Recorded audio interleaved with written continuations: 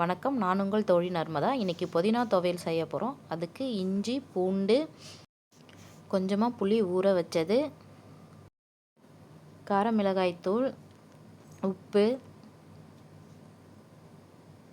கொத்தமல்லி, கருவேப்பிலை, புதினா. இந்த புதினா துவையல் வந்துட்டு ரொம்ப ஈஸியாக நம்ம பண்ணலாம். இஞ்சியும் பூண்டையும் வந்துட்டு நல்லா எண்ணெயில் வதக்கி எடுத்துக்கணும்.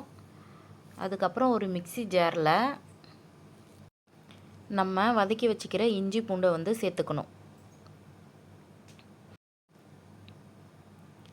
புளியும் சேர்த்துக்கணும்.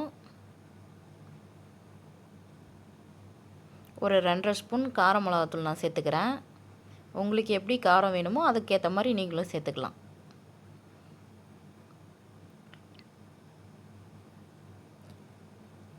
அதுக்கப்புறம் புதினா துவையலுக்கு தேவையான அளவு உப்பு சேர்த்துக்கலாம்.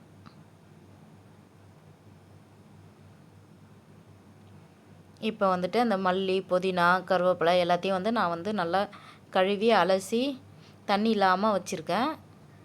இதை மிக்ஸி ஜாரில் சேர்த்து ஃபுல்லாக நம்ம அரைச்சி எடுத்துக்க போகிறோம். ஃபுல்லாக எல்லாத்தையும் அரைச்சதுக்கப்புறம் பாருங்கள், இப்படி தான் இருக்கும். நம்ம எல்லாத்தையுமே போட்டு ஒரே இதை தான் அரைச்சி எடுத்துக்கிறோம். அதுக்கப்புறமா நம்ம வானல் வச்சுட்டு அதில் ஒரு 3 கரண்டி எண்ணெய் நான் சேர்த்துக்கிறேன்.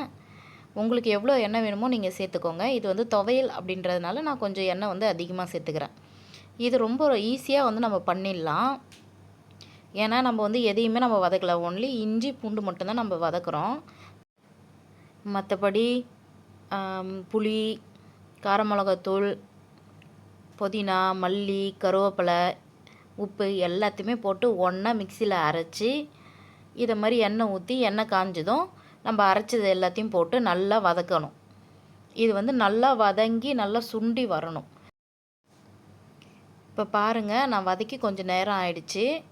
இப்போ கலர் மாறி இருக்குது பாருங்கள். இது இன்னமும் நல்லா வதங்கணும்.